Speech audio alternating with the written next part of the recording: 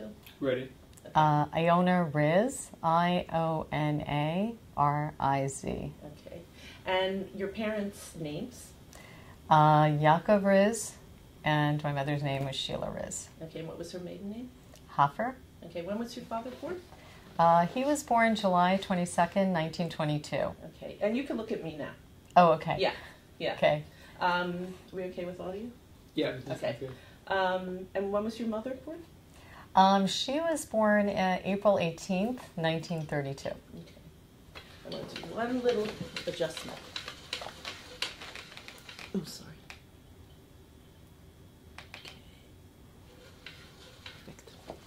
Okay. Where was your father born? Are you rolling? Is it okay? Yep, we're rolling. Okay. Now. Where was your father born? He was born in a town called Lutsk in eastern Poland, and it was the provincial capital of this particular area that he lived in. It was called the Wolin district of Poland, but 2 years later he moved to a little town called Trivitz. It was called the Shtetl, like a Jewish town. And that's where he grew up, and that, just to give you a little overview of the Wolin area, the Wolin district, it had changed hands many times throughout the years, and Jews lived there for about 800 years in that whole area. And what happened is, at the 20th century, as that turned around, it was part of Russia actually, and then it became part of the Soviet Union, and then after World War I, it became part of Poland. And in that whole area, it was predominantly Ukrainians, probably, and then there was a significant minority of Polish and a significant minority of Jews, about 10%. And they lived in a small amount of towns, so that, in a way, they were like majorities in some towns. And in Lutsk, they were a majority, and I believe in Trivitz. They were a majority, or at least 50%. I'm going to just jump in 1 second. There's one little teeny tiny little piece of stuff. Okay. Am I talking too much? No. First of all, I told you, 90% of the stuff we're not even going to use. Oh, okay, so just talk away. Some of it needs to be for my knowledge, strictly my knowledge. Oh, okay. So I need to listen back and get the whole story. Okay. So as much as you can tell, don't worry if you make a mistake or anything like that. Okay. The only thing I want you to say right now is, my father, Yaakov Riz. Just say that. My father, Yaakov Riz. Perfect. Okay. Do you have any memories of him talking about life in what I'm assuming is a shtetl? I do have some memories. Okay, so let's kick it off with my memories of. Okay. Okay. So my memories of my father talking about his shtetl was that he was happy living there. He had a happy childhood. He was very close to his mother. She was very warm, very loving. He said she was philosophical. He learned a lot from her. His father was strict, and he used what he called the konchik a lot, which was the strap. And but he was one of 5 and children, and he was very proud of his Jewish heritage. So he was very, they were poor. His father made a meager living, dispensing pharmaceuticals and giving advice, and I guess in the town he was known as the healer. And so they were poor, but he said they were very rich in spiritual values. So did he grow up with Shabbos candles being lit and a kosher home, and do you recall hearing any talk of that? Yes, absolutely. He looked forward to Shabbos. He said it was a wonderful time because all the stores closed before sundown on Friday, and the food was wonderful, and his mother always looked so happy, and they always had guests over, and so Shabbat was a very important part of their lives. And he was very proud of Yiddishkeit. They spoke Yiddish. That was all the Eastern Jews in Central Europe and Eastern Europe, they spoke Yiddish. And let's try that sentence again. In Yiddish was the language of the Jews in Central Europe and in Eastern Europe. Most Jews, that was the language that they spoke in their communities, in their homes. So he was very proud of Yiddish, and he loved it. In fact, he taught it later on in his life, in junior high, high schools, college level. So, like I said, he had a very happy childhood. Do you know what number he was in the family? He was the middle child. So he had two older brothers, Shlomo and Moshe, and he had two younger sisters, Sivia and Malka. Can you make a comment about how beautiful his mother was? Because she was exceptionally beautiful. Well, you know, I never saw a let me start again. Okay. I never saw any, my father had no photos of his family. And so growing up, I had visions of them, but more like Fiddler on the Roof kind of visions. You know, that was my visions of them. And one day, actually recently when I was in Israel, there was one surviving photo of his family. And when I saw it, I cried. I want to cry now. But I saw a photo of them, and they looked like nothing from Fiddler on the Roof. They were dressed very nicely. His father was in a suit. They were young. I would assume they were in their 20s. They were holding up their son, who was probably the oldest, I'm assuming, Shlomo. And they just looked so beautiful to me. It was just amazing. It really, I'm so happy to have that photo. It was very meaningful. How did you get your hands on that photo? What happened was his brother, he thought his whole family had died in the Holocaust. In Auschwitz? Well, he never said. And so my belief was, I just knew they died in the Holocaust. And I assumed, like all other Jews, that they were in the ghettos and then they went to the concentration camps. So I thought that was sort of what happened. And it's interesting because for this interview, I did some research and I found out that basically in his town, there were no, I mean, there were some ghettos, but they were not the ghettos of like Western Poland where they were open for years. They just built some, they put the Jews in there, and their mission was to destroy all of the Jews in Eastern Europe. And that's what they did. They just came in there, and in a year and a half, probably 250,000 Jews were killed. And they were shot, and graves were either dug by them or by prisoners of war. And they were just lined up, shot, and then that's how they were killed in his area. So they didn't go to concentration camps. They didn't. But I didn't really know this until I actually did my research. He never spoke about that. He just knew they died. So he had, here, just push your hair a little bit out of your eye. So he had thought that his entire family was wiped out? Yes, so give me a little bit of backstory. Sure. Yeah, because I know he did end up in Auschwitz, didn't he? No. His whole experience, when the Germans, you know, like I said, in 1939, when the Germans and the Russians carved up Poland, he was under the Soviet Union. That was, you know, that's where his town was located.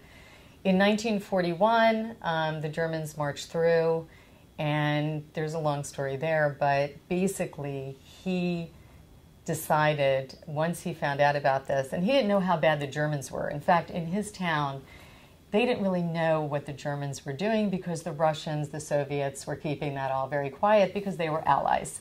So they didn't really know. They knew it wasn't going to be good. They didn't know how bad it would be.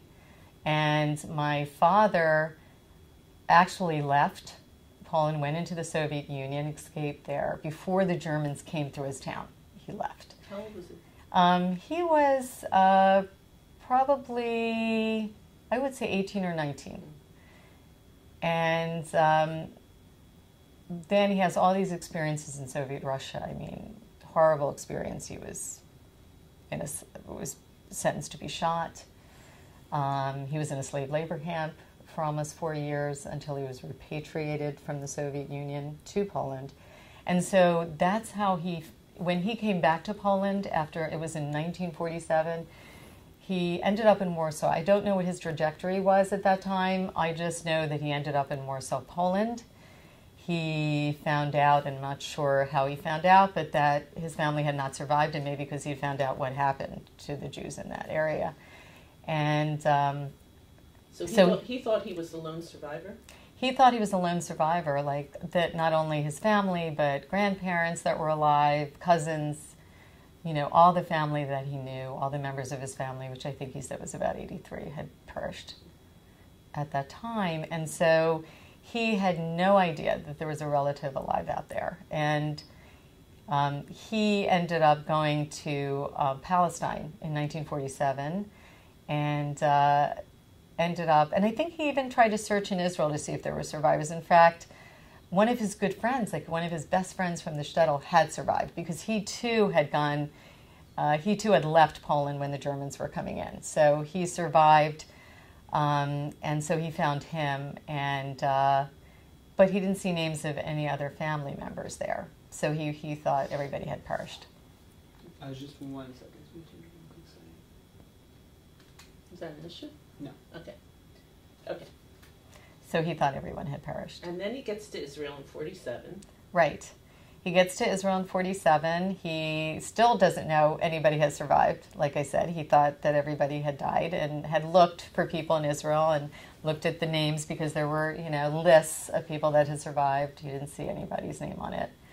And it was going to Palestine at that time for him was just, it was like a renewal of life for him because he came there. He was free. The weather was warm. He had lived in like slave labor camps. It was freezing. Like his whole experience in Russia was always being cold, always being hungry. And he actually lived on a kibbutz called Kibbutz Yagor with other survivors. And then it was a kibbutz that was started in 1922. What was the name again? Kibbutz Yagor. Yagor. Okay. Yagor. And I think it was like the second kibbutz that was created in Israel. Can you imagine? Can you just imagine? No, I can't. I can imagine like his absolute like excitement and feeling about being there, and it was fabulous. He loved it, and he said his like favorite times were his job was to pick oranges, and so he said his favorite time was just like lying under a tree, cooling off, eating an orange, just. Like I said, he felt it was a renewal in his life. Of course. Yeah. And did he talk about living through history with Israel becoming a state in 48? Did he fight in the army? Yes, he did. He okay, fought. So if you can mention that. Sure, he fought. 1 second, try again. And sit up a little bit straighter. Okay. Okay, go ahead. So he fought actually in 1948 when Israel. When the UN, let me start over again. Sure.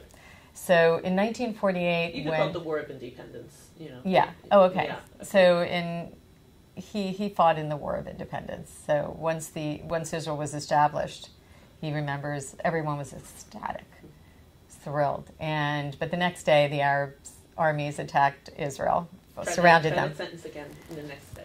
And then the next day the Arab armies attacked Israel on all sides, surrounded them. And my father said they weren't surprised. They knew that was going to happen. And he was, so he actually fought in the Independence War. He was part of the Palmach, which was a commando unit. He had really very little training. They basically gave guns to these, to these men. And sometimes they trained them, sometimes they didn't. And have you been to the Palmach Museum? I was. Yeah. And it was fantastic. Isn't it amazing? Oh, it was an it takes amazing you museum. Right into it. And what's so fascinating to me, there were a considerable amount of survivors that died fighting in the Palmach. Absolutely. But they were some of the most ardent of the Zionists and the most unbelievable soldiers, and they died fighting in the Palmach. But I have to tell you one thing, that I had the great honor of filming Bibi. And he said to me, it just ties into what we're saying. I just wanted to share this with you, Iona. He said to me,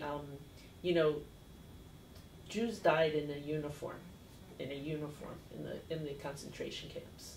And then they came to Israel, and many died in a uniform as well. It was a very different uniform. And I never forgot that. That's amazing. That's amazing. It brings tears to my eyes. That's amazing. It was he said, but it was a very different uniform. That's amazing. Yeah. So he fought in the Palmach, which was quite a kavod, quite an honor. And take me on from there. He was injured in the war. He was stationed in the Negev, and his unit was fighting in Beersheba. And they fought against the Egyptians. And it sounds like they were a small unit, maybe not, I'm not sure. And but they were surrounded, and they fought as hard as they could, and they kept their position. But my father was shot, And so when he woke up, he was in a hospital.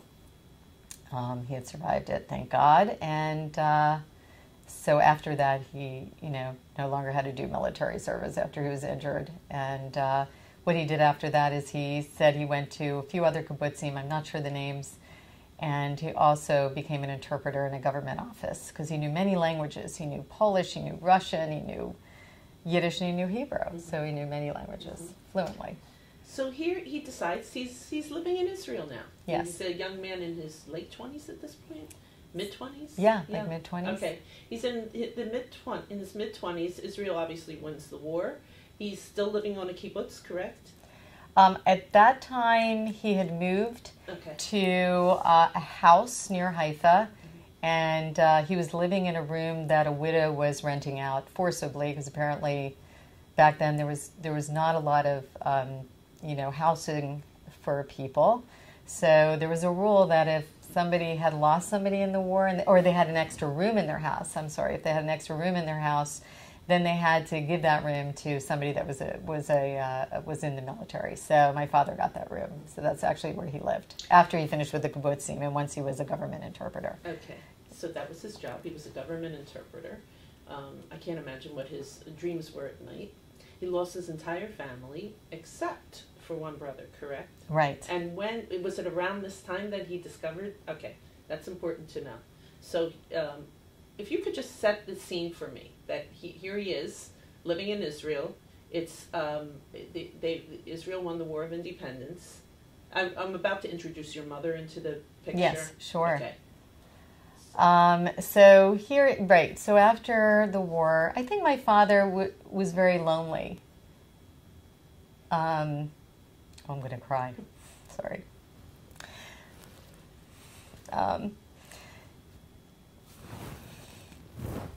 He had no family that he was aware of. And he said that it almost felt, I'm sorry, let me just gather my, it's interesting, doing all this research has made me very emotional. So. You also carry a very important responsibility. It's through you that this is going to be preserved. So I remember him saying that he felt like he was born from a stone, that was his feeling, like there was no one around, no one that was family, nobody that was blood. And he loved Israel. He really did. He loved, when he lived on the kibbutz, the communal living, the camaraderie, loved all of that. But, you can't replace that with the loss of your family. So, anyhow, he did end up, I'm sorry, let's stop that. Trying to think where I'm focused. So he's living in this woman's home, like in a room. He's right. making a living. Right. He's very lonely. What happened in 1951? Well, that's like a great story. Because my father, when he was fighting in the Negev, he had met an American man, American boy, and his name is Victor Hoffer, and he was my uncle.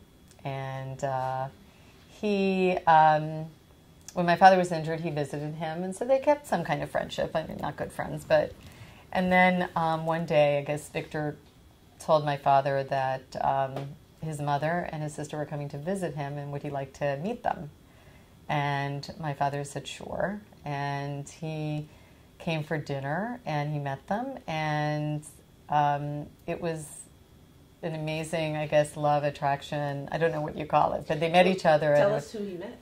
Oh, I'm sorry. He met my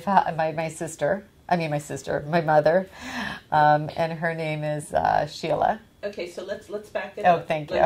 You can just reword that again. And there's tissues there if you want. Yeah, thank you. Yeah, take a little break. Okay. Amazing story. I knew from too. What's that? I'm sorry. I knew from too. So where do you want me to back up to? First, brush your hair a little bit. Okay. Okay. It's good. Okay, so talk to me again about your father knew this gentleman. The last name is Hoffer, but he hadn't become your uncle yet or your cousin yet. This was on your mother's side. Oh, that's right. Right. That's right. Yeah, He was just okay. he was going to become my Right, uncle, but okay. right at that time. Right. So, So- it's just, I think you can kick it off with it's such a charming story how my father met my mother. Okay. And you can also mention love at first sight. I love Okay. that. Okay. So it's a very charming story how my father met my mother. He had met a young man when he was in the Battle of Beersheba, and he had become friendly with him. And his name was Victor Hoffer. And when he was in the hospital, my father was wounded, Victor visited him, and they had a friendship. And one day, Victor said to him, I'd like you to meet my mother and my sister. They're coming. I think you might like my sister. So he's being almost like a little matchmaker, I guess. And my father said, sure. I guess he wasn't dating anybody at the time. And so he said, I'd love to. So he met my mother at that dinner, and What was her name? Her name was Sheila. And her last name. Sheila Hoffer. Yeah, so my father met Sheila Hoffer. My mother met Sheila Hoffer. My father met. Okay, try again. It's okay. My father met Sheila Hoffer, and they hit it off right away. Even though they didn't have really a common language, her Yiddish was not that great. Her parents came from Europe. They were not survivors, but they were Yiddish speakers. But at that time, when they came in the early 1900s, you wanted your kids to learn English, and so she never learned how to speak fluently. It's my family. Right. So, anyhow, but she knew Yiddish. She heard Yiddish. She was familiar with it. So they were able to I guess, speak enough in Yiddish, and she fell in love with him. She thought he was so attractive, and she said he had such incredible manners. Like, she wasn't used to that in the United States, like the European manners, the gentleman manners, that he was just such a lovely man. And it was timing. Everything is timing. And so they decided to get married. And she was only going to visit her brother for 2 weeks. And she had a ticket back. I have to back up for a second. Sure. My great-grandfather went to Israel in 1948, and I thought that was pretty amazing. How did I can understand how your father went there, but how did your uncle and your mother end up going over? That was not very vogue. No, it was not. My uncle volunteered for the Israeli army, and he wanted, for whatever reason, I don't know if it's adventure, just, he was a Zionist, I'm not sure, but he decided to go there and do that. And then when his, mother, and that's why my mother ended up going with her mother to visit him in 1951, and they thought that would be a fantastic adventure. And it was. I believe she'd never left Bensonhurst. Maybe she went to Coney Island, maybe she went to different places in New York City, but I don't think she ever left New York. So this was an amazing adventure for her. Were they married in Israel? So they were married in Israel, and they had this 2-week window period. I know there was a Jewish holiday, and I wish I could remember it, where at some time in Israel, there's certain holidays where you can't marry. Once you hit that date, you can't marry for like 2 weeks or 3 weeks or longer. What was their anniversary? What was their anniversary? You know what? Not I'm not important, sure. not important. I'm not sure. Yeah, okay. I believe it was in May. Yeah, that may have fallen out during the Omer, the counting of the Omer. And, Right. and there's a period between Passover and Shavuot where you can't get married. Right. My feeling it was because I was sort of looking at the holidays, and that seemed like the longest one because Yeah. I know it was going to be a long period of time, but I'm not really sure. Yeah. And you know what? I just should have looked to see what their That's okay. anniversary That was, doesn't- but I you can let totally me know. forgot. We'll email each other. Okay. Okay. So they get married in Israel. Did they settle in Israel? No, they didn't settle in Israel. What happened was my father stayed in Israel. My mother came back to the United States, and she had to work on the paperwork to bring him over. She had to get the proper visa, and that took longer than she liked. And in the meantime, my father wrote her letters, which were very romantic, totally in Yiddish and very romantic. And she would have her father translate them.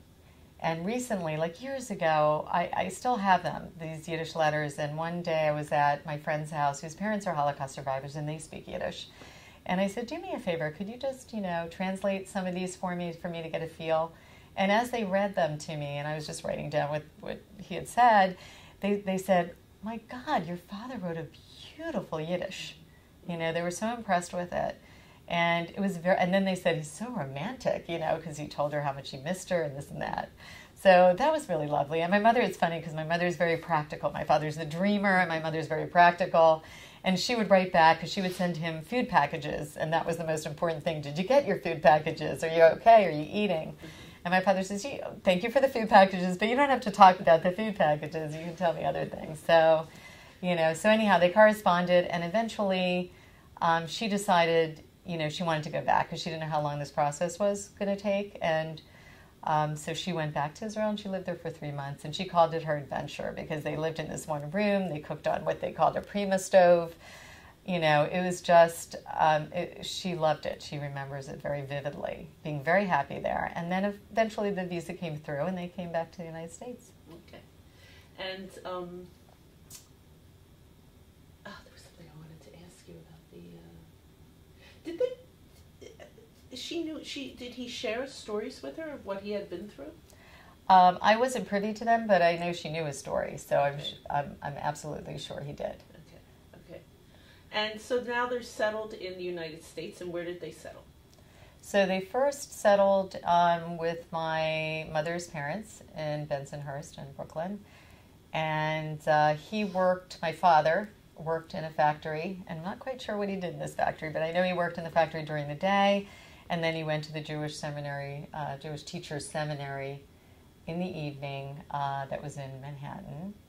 And so he did this for several years, and they actually my sister was born in New York. They had her in 1955, so she was born there. And can you say my sister, and then just so I can edit it in, my sister, and then say her name? Oh, right. Was born in New York. That's all you need to say. My sister Shella was born in New York. Why was she named Shella? That's such a beautiful name. She was named after my father's mother, whose name was Ethel. And it's a Hebrew name, Eshel. It's a branch of the tree. Beautiful. Okay, and so then when did they move to Philadelphia, and why? They moved to Philadelphia because my father got a teaching position. There was a workman's circle Jewish school being started in Philadelphia, and one of his teachers, his Yiddish teacher, was the educational director for Workman's Circle, and offered him this position, and they took it. They moved to Philadelphia, and at first they lived on top of a storefront in Busselton Avenue, and then they moved, when I was born, 1958, to Levick Street so this was all in Northeast Philadelphia, and then the school was built on Busselton Avenue, and that was in Northeast Philadelphia as well. And when was your brother born, and what was his name? Is his name? Let me just think about that. Let me do the math. It's funny. And that's not even important right now. I can... Oh, yeah. He was born in 1964. And his name? His name is David Riz. Was he named after someone? Were you named after someone? Well, I was named after my father's father, Yaakov. I'm sorry, let me do that again. I was named after my father's father, whose name was Yitzhak. So my Hebrew name is actually Yitzhak, and they just took, my name is Hebrew, it's really Iona. If I lived in Israel, it would have been Iona, and my mother decided she wanted to Americanize it by throwing in the I, which she regretted later. So it's Iona. And my brother David, I don't know who he's named after. That's okay. That's crazy. It's okay. Mm-hmm. That's okay. Okay, so now you... Oh, I do. I'm sorry. Okay. I just remembered because I thought it was my father's... I was thinking about my father's family. So start the sentence with Are you okay? Hold on. Okay. My brother was named after... My brother was named after my father's brother, David. Who had passed away. Okay. So he still doesn't know he has a living relative. No, he does not know that. Okay, we'll get to that. Yes.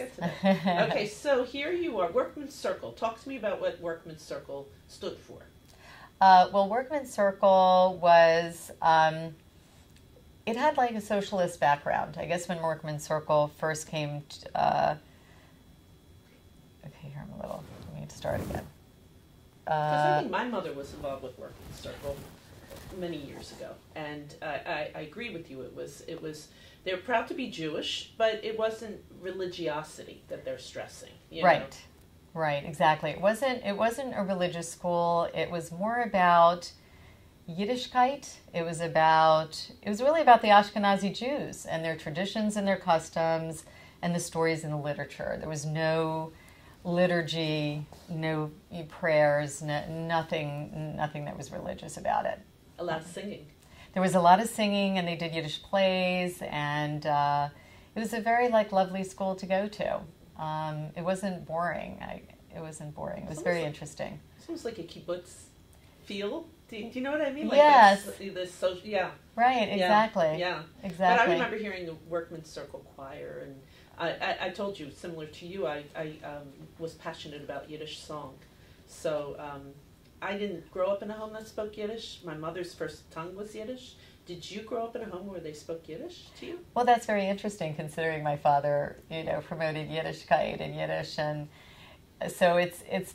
I think because my mother really wasn't a Yiddish speaker, and a lot of times it falls to the mother in our generation to raise the children. The father's working, so that wasn't her first tongue, so she wouldn't have been able to really speak to us too much in Yiddish. So, I heard Yiddish. A lot of my father's friends were survivors and spoke Yiddish. I sang Yiddish songs, but no, I didn't really. I mean, I can converse a little bit in Yiddish, but not a lot.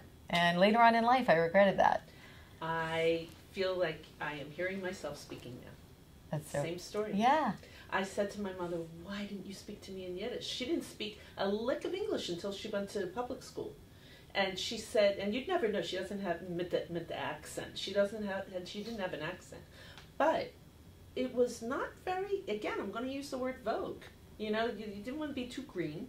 You didn't want to be that green Kazina, and you needed to fit into society.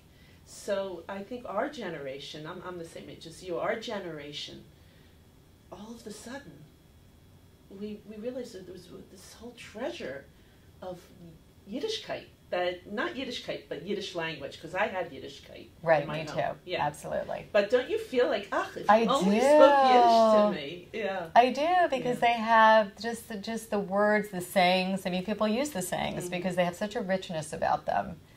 I do. I felt like I missed out, and I thought also because now, I look at, my father was a prolific writer, and growing up, I remember just hearing him, on the typewriter. It was just, that noise was just so incredible, and he was all day long, because his job, he only worked there from 3 to 6. So all day long because he was so creative, and he was just writing so many things. So now when I look at his paperwork, most of it is in Yiddish. I mean, tremendous amounts. What was he writing about? Well, he wrote about anything, like his life and his... he started writing a children's book, and it was called David and His Time Machine, and it was about... Because he was a teacher, and, sometimes, how it is, kids are not paying attention. So the whole emphasis of the book was... Here David goes back in his time machine. He was a horrible student in Jewish school. He didn't know any of the history of the Jews. He went back, and now he's meeting all these people from Jewish history, and they're asking him for advice, and he can't tell them because he has no idea. He didn't learn it. Mm-hmm. So that was the book that he was working on. So he was. I want to just kind of focus on that just a little bit. He was very creative. He was a writer. I mean, even from the love notes, you could see that in him. He had a love of Yiddishkeit. Your mother not so religious, I'm assuming. Did you light Shabbos candles? Sometimes yes, no. Did you have that type of Yiddishkeit in the home? We did. We lit absolutely. We lit we lit Shabbos candles. We said the prayers. We had Friday night dinner together. That was absolute. So we definitely had that, and that was lovely. And mezuzahs on the doors. We had the mezuzahs on the doors, and we ate kosher. But we didn't, for example, my father during Yom Kippur, he never fasted. He said, "I fasted enough in my life. I don't have to fast." And for him, the beauty really of Judaism wasn't the religious aspect of it. It was just, you know, the history and the literature and all that. So, Achdut, they say in Hebrew, the togetherness and knowing you have this wealth of history behind you. exactly. And in front of you. And the name Riz, was his name always Riz? Or It was Riz. I mean, and it if could you have. could say that, his name actually wasn't shortened. It was not shortened. If you could actually, can you say that, because it's awkward, because they're never hear, the viewer will never hear my question. Oh, so, I see. So if you say his last name, which is Riz, was actually never shortened. His last name, that was Riz, was actually never shortened. And it could have been spelled differently in Yiddish. Obviously, we spelt it R-I-Z as in zebra. It could have been R-I-I-S. But it was never shortened. Or Ritz, it could have been a tzadi. Right, it could have been a strong Z, you know, with a T.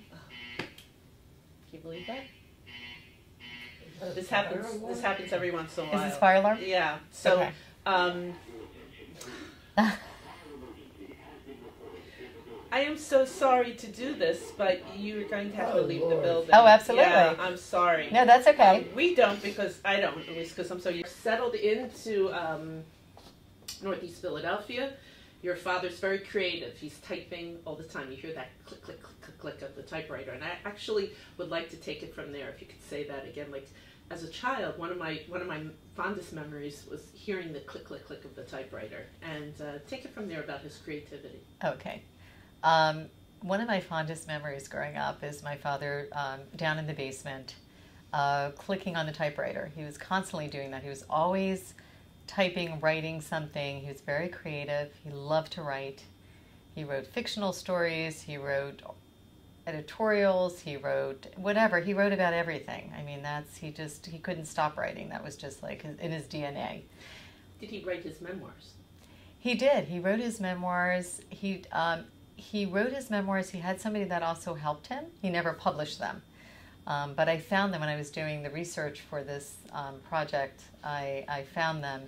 And so that's how I was able to really know some details. And most of his writing, most of his details were actually during the Holocaust, when he was in a slave labor camp, when he was sentenced to be shot, because that particular time made him who he was, you know, and made him feel the need to tell people the truth, tell people what happened, and you know, he always referred to that. Like when he was in that death cell, he was waiting for 42 days. He thought he was going to be shot, and For what did he do? You know, he joked, like, or he said that one of the guards said to him, like, if we find a person, we'll find a crime. He didn't do anything. But what he didn't do, which the Soviets weren't happy with, is he didn't agree to sign saying that he had heard 10 people in his unit being disloyal towards the Soviet Union, towards Stalin, and he refused to sign it. And his interrogator said to him, you will regret this for the rest of your life that you didn't sign it. And he didn't. And 3 weeks later, they arrested him. And now he also was charged with treason and heresy. And so that's how he ended up. You know, in 3 months, they really tore him down and tore his spirit down, and they tortured him. And at some point, he just said, I'll sign anything. And that's what he did. He signed a confession. And after he signed that confession, he said, like, he didn't feel like living, like all his spirit had come out of him, because he felt like, you know, he felt all these months that he stood up to this torture, because he stood up to it for 3 months and he refused to sign. And it was for nothing. It was for nothing. And, you know, so that was a really one of the lowest points in his life. So Iona, both sides of my family, they all came over at the turn of the century. All ended up on chicken farms in Jersey. I never had a parent or a grandparent live through the Holocaust. What was it like? Because you know that there's volumes written about this, being the child or children of a Holocaust survivor. Well, it's interesting because, you know, you don't know anything else. And you also have to remember I had a mother who wasn't a Holocaust survivor. So there was a balance there, you know, because they both weren't. But I remember always feeling like really sad for my father because he lost his family. Like, I remember those feelings, especially when he spoke about his mother. You know, if I asked him and I would say, what was your mother like? And he would tell the stories, and he looked really sad.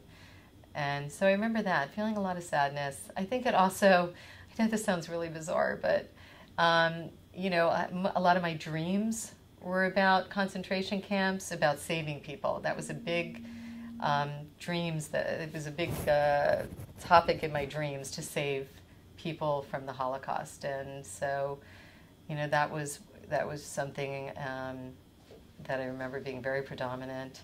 And but on the other hand, and I was very proud of my father. I was very proud of my father because he had this incredible mission, and you know, he wouldn't let anything stop him. He was really a rebel. And it's funny because he would talk about when he was young and growing up, he actually admired the rebels in the Bible, like Abraham and Bar Kokhba, and he always said he wanted to be like one of them, and he became one of them. He became a rebel because people did not want to hear about the Holocaust. They did not. You know, that was behind them. People that had gone through the Holocaust, it was very painful. You know, there weren't people that were going around talking about their experiences. Sometimes they didn't even tell their children. Yeah, so, or the specifics of their experience. So, amazing. And Israelis in particular, and he experienced that. They didn't want to hear anything about how they walk like cattle to the slaughterhouse. They used to call them sabon. You're soap. Imagine being called sabon. I can't imagine that. I can't imagine that. And you know what changed it all? Eichmann trial, in Israel at least. When that trial hit, and they really heard the survivors' stories, all of a sudden, the opinions of Israelis in particular, and Jews around the world, and people around the world, changed. People began to connect with Holocaust survivors and to understand how important their stories were.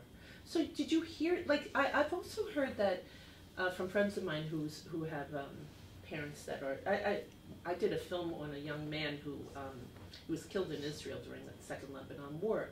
And one of the reasons he went over to fight was because his grandmother and grandfather on his mother's side both survived Auschwitz, both of them. And so I would ask his mother, when you were growing up, did they talk about the Holocaust? She said, my mother nonstop. My father would never talk about it. Did you find that your father was very open about it, or would he kind of change the subject? I think it was a little different in my household because we had a Holocaust museum in the basement. So we knew about the Holocaust. I mean, we would walk downstairs and just do laundry and be surrounded by that. So we knew about the Holocaust. I don't remember, I just almost remember like it almost, without him telling me, it almost like just went through me like just understanding what had happened there. Except for, like I said before, I didn't know the particulars about his family had died. I just assumed ghetto, concentration camp. I didn't know those details. And if I asked him, I'm sure he would have told me. But because I was surrounded by it, it sort of just came through me, all that information. When did he start that? When did he start the museum in your home? He started it in 1960. Okay, and say he started, so it's very soon after you were born. Right. So you say he started the museum, and call it what it was. Did he call it the Jewish Identity Museum? Did he have a name for it? Well, he initially called it Operation Truth. Okay, so let's back up. Okay. So when did he come up with the concept of Operation Truth? And remember, this is the first time we're actually talking about it. So if I were to say to you, what color is your hair? And you just say brown, that's out of context. But if you say, my hair is brown, then it's in context. Okay. So people are not hearing my question. Right. So talk to me about when you think that came to be. Okay. Well, let me start with the promise to God. You know, when he was in the death cell and he made a promise to God that if he survived, he would come out, tell people the truth about what had happened, the atrocities that occurred. And when he was in that death cell, he had no idea what was happening on the German side. He had no idea until the war ended, you know. So, you know, he found out, obviously, after the war ended, what the Germans had done. But he kind of, not that he tabled it, but life happened. So when he came to Philadelphia and he became the principal of the Workmen's Circle School. Then he's... Some scratching. Okay. Just make sure your hands don't rub against your vest, otherwise it gets picked up by the mic. Oh, okay, okay. So where should we take it from? The beginning of that sentence. Okay. The beginning of... When he came to Philadelphia? Philadelphia. Okay. Okay. So when he came to Philadelphia, he, and like I said, was the principal of the Workmen's Circle School. He said he had many sleepless nights because he knew he had made this promise to God, not only that, but that there was something pulling in him, that he wanted to get the truth out there, and he wasn't sure quite how to do it. So one night he said it came to him that he would have a walk-in center, a free walk-in center, and it was going to be called Operation Truth, and it was going to have dual purposes. One was for disenfranchised Jews, Jewish children, the youth. That was the most important thing to him, the youth, was that he realized like a lot of them didn't know about their Jewish identity. They didn't even know about the Holocaust. They didn't know the beauty of Judaism and all the aspects of it. So he was going to open up a place where they could come and learn about that. And then he was also going to open up a pictorial Holocaust museum so that, and his main purpose was that school children could come there and see what happened in the Holocaust. That not only 6 million Jews died that were exterminated, but that millions of non-Jews died. And just the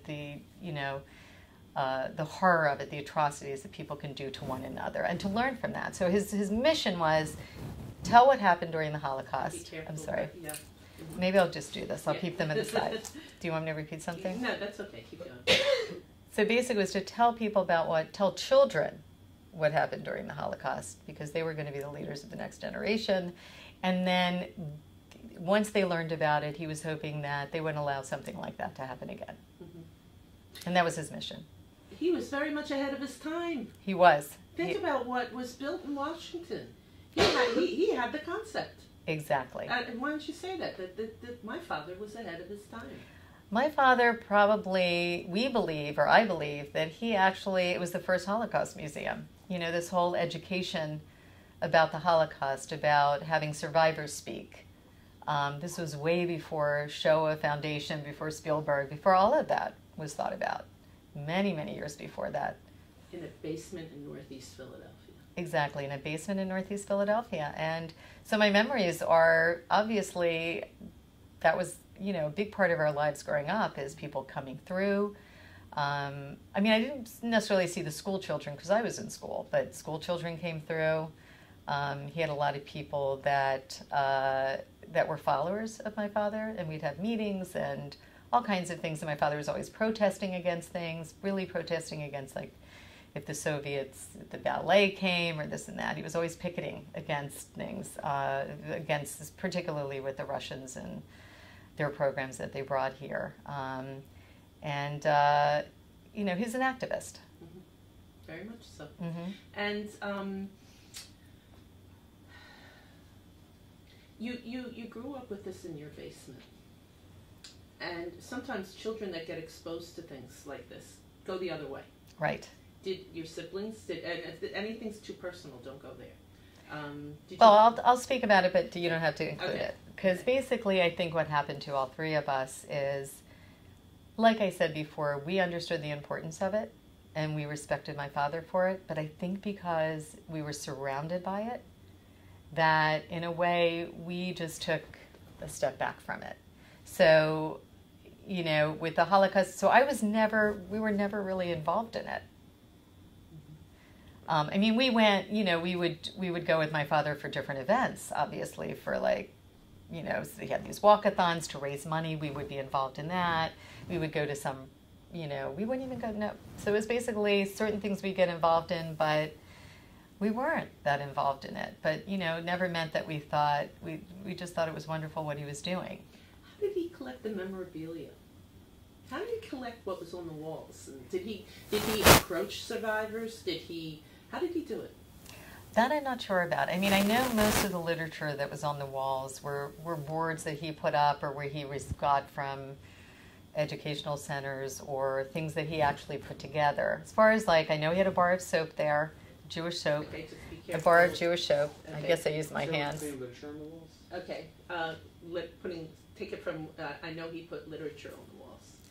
I know he put literature on the walls. So when you walk down to the basement, it was like all the walls were filled with literature and things to read and photos and pictures. And he had a bar of soap that was made out of Jewish. How did he get something like that? And that I don't know. Yeah. I don't know. Do you think he has it written down? Do you think when he did his typing, what language did he do it in?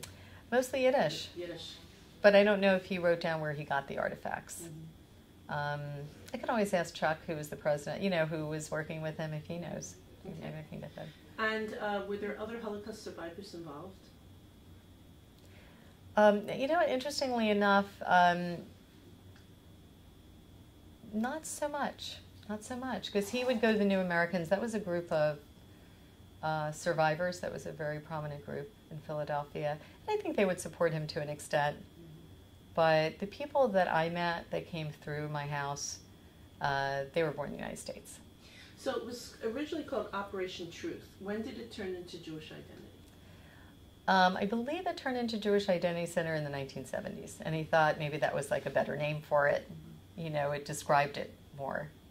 So I think somewhere in the 1970s, mid-70s, he changed it. Did he go back to Israel frequently? Well, he did once he found out about his brother. So now let's talk about that amazing story. That is an amazing story. So, like I said, my father did not believe anybody survived from his family. So he got a phone call one day, and it was in 1962, I believe. And he took the phone, and my mother told me this because I wasn't there when it happened. And his brother was on the phone. His brother was on the phone, and he said to him, "Hi, Yaakov, this is Moshe."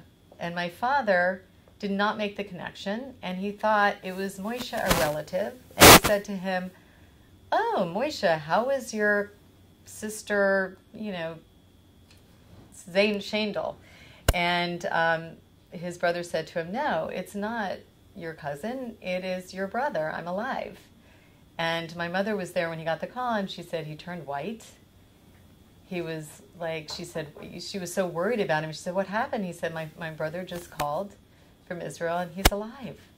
And what happened and why he never knew his brother was alive was an interesting story, because his brother, when the Russians took over in 1939, Shlomo, the older brother, Moshe, the surviving brother, were drafted into the Soviet army, and they never saw them again. And what happened is Moshe actually went to Palestine, probably, in the 1942, 1943, maybe earlier. He didn't go later. And what happened is he had left. He had actually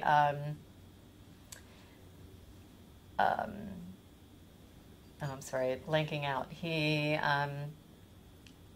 I'm blanking out of the word when you leave an army and you're not allowed to. Oh, like AWOL? Yeah, he went AWOL. Yeah, Okay, thank you. He deserted the army. He deserted. That's what the word I was trying to think of. So Moshe deserted the Soviet army at some point. And I don't know his whole story. I don't know Moshe's story, but he deserted.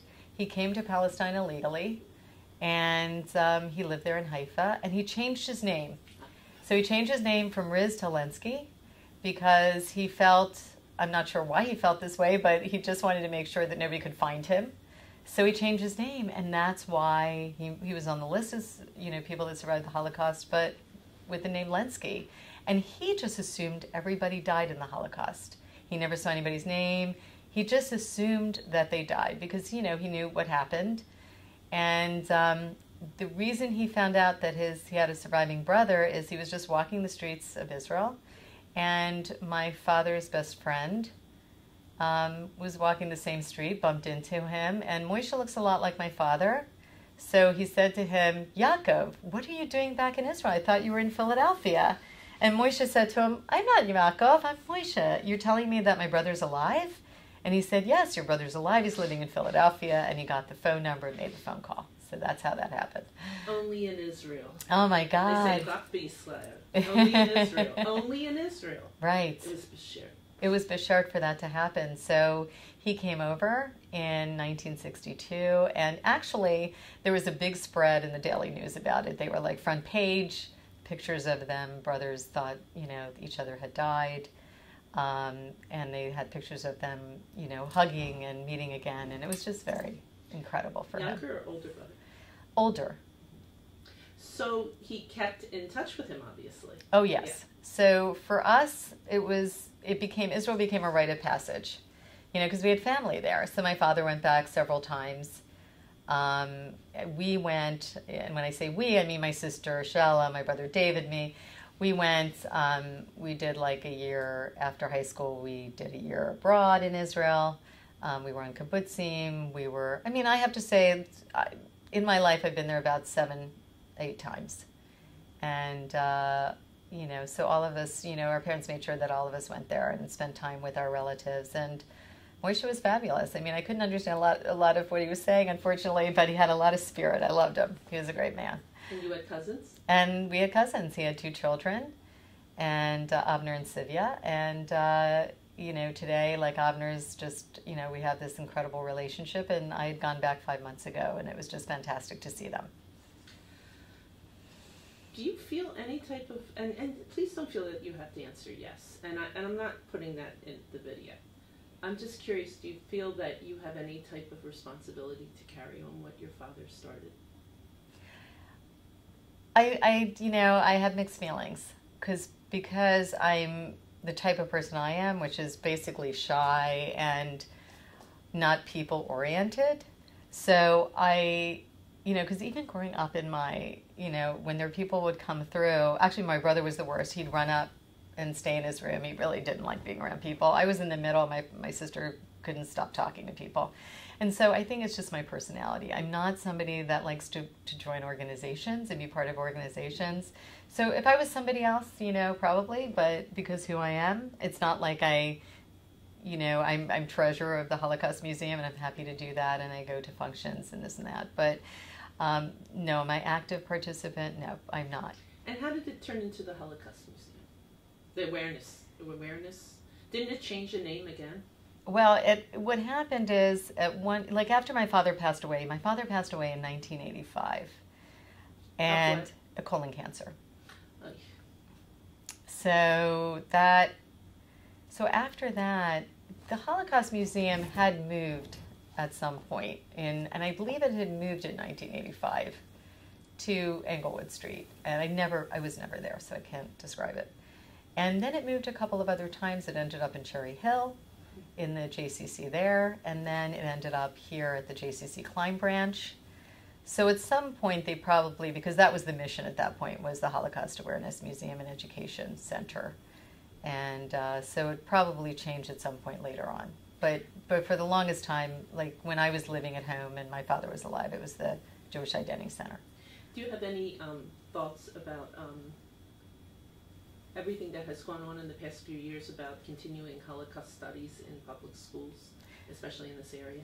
I believe it's extremely important because I think that it's important for people to know what can happen when you let your guard down, when you let prejudice and racism and anti-Semitism and all isms go out of control. And people, the Holocaust wouldn't have happened if people got involved, if weren't afraid to speak up. And people didn't want to get involved, didn't want to, so I think it's extremely important. I think that the knowledge can make you understand that you don't want these kind of disasters to happen again because it was horrible. And so yes, I do believe that Holocaust education is extremely important. How would your father have reacted to what's going on with ISIS or an Ahmadinejad saying that the Holocaust never happened? Well, he's, through his life, he knew there was a lot of Holocaust deniers. So this is not news to him. He would actually, when there was a Holocaust denier, he'd actually write them a letter introducing himself and say, I was part of the Holocaust, and I can tell you what happened. And he said, you never know. Sometimes they listened. Most of the times they didn't because they already, had made up their mind about it. But that was Holocaust denial was rampant in his lifetime as well. I remember, Iona, hearing a story called The 81st Blow, and it was about a prisoner, a Jewish prisoner in a concentration camp that tried to steal some bread, and he was beaten 80 times, and he survived. And when he got out, his only goal was to tell people about what he went through, and he said when people didn't believe him, he said that was the 81st blow. Oh my goodness. Yeah. Wow. Yeah. And I think there was a lot of that going on, really going on before the Eichmann trial. And then the Eichmann trial put it out there in front of the world. Exactly. The atrocities. Exactly. And is there anything else you'd like to share, you'd like to add? Let's see. I just miss my dad. You know, it's been, you know, he died when I was in my 20s. And, you know, I loved him. I have so much admiration for him. And the one thing, like, I felt like he died too young, but, you know, I felt like he had a mission. And that he accomplished it. And on his gravestone we have written, you know, oh, hold on one second, I'm sorry. Jesus. Well, I do want to hear that.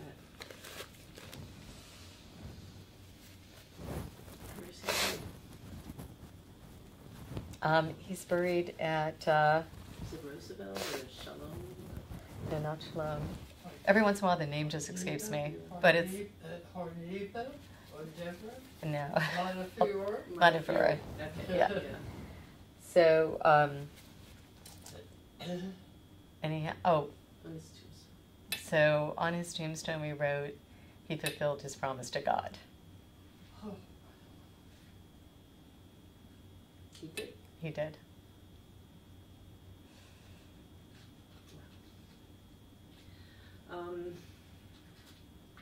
Yiddish song.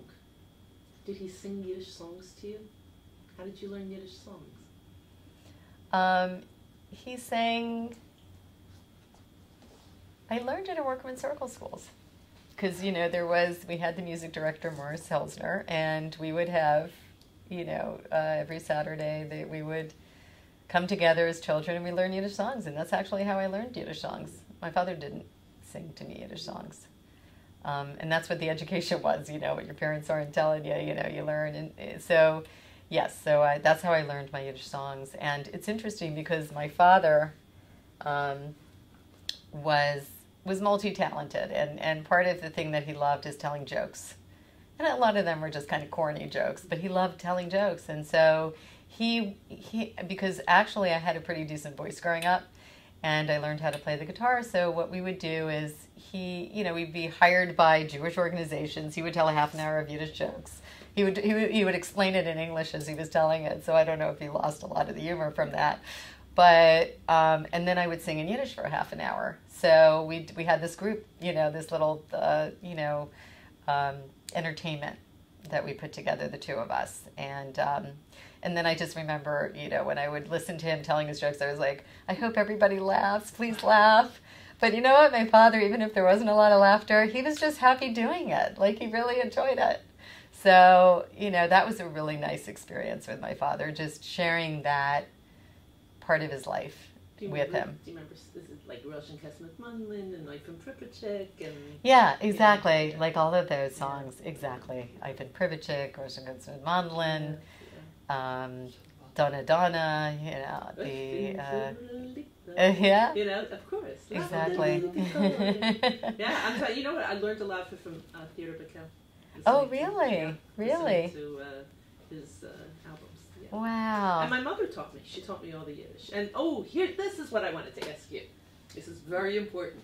Are you Kugel or Kegel? Kugel. Kugel. That's it. That's the better of the two. Right. That's a certain, because my mother always used to tell me, like, anybody cares. But my family came from Lithuania. And they would never say a gitavach. They would say a gutavach, a good week. You know, it's never Kegel. It's Kugel. Yes. It's almost like equivalent to English if you say, I'm going, I'm coming, you know. Like right. No G's on the end. It's coming. It's, you know. It's so, and chas v'chalila, God forbid, I should speak to someone if I'm talking about Deanne, and I would say she. And she's in the room. My mother, They had it taken. absolutely, until this day I remember that. But that's a lot of the Eastern European, you know, with all the good that came along with it. There was a lot of mishigas too, you know. It's the shtetl mishigas. But it's so unusual to meet someone my age that was engrossed in Yiddish song. Right. I'm like fascinated by that. Right, exactly. Fascinated. Right. And I think it was my father steered me into that Yeah. because he said, you know, the Jewish groups will eat up a young girl singing Yiddish songs. Like, who does that? So I would go there. I didn't even have to do a great job. They were just thrilled. Like, oh my God, you're so young and you're singing Yiddish songs. And a lot of you know, the people were speaking Yiddish. They were Yiddish speakers. What do you think that did to your father? He, very proud. He loved that. He's very happy about that. Absolutely. Oh, yeah. And he was very loving. Like, I probably could have done nothing and he would have been. But no, he was a very, like, yeah, I guess I want to tell people that there were so many different sides of my father. He was very warm and very loving. People loved him. And even today, you know, as you were telling me, like, when I meet people, people will say, you know, Riz, that sounds familiar.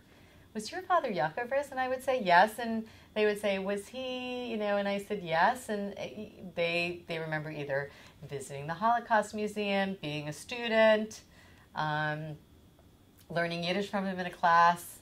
And, you know, to a T, everybody loved him because he was just a lovely man. And he was driven. And you were just in Israel, and I mean, I actually go to Israel often, and I can't step foot on Israeli soil and not think of my parents. So I can't imagine, both your parents are gone? Yes, yes. I can't imagine what it fills you with, you know? Oh, absolutely. When I go there, I really think about them, and I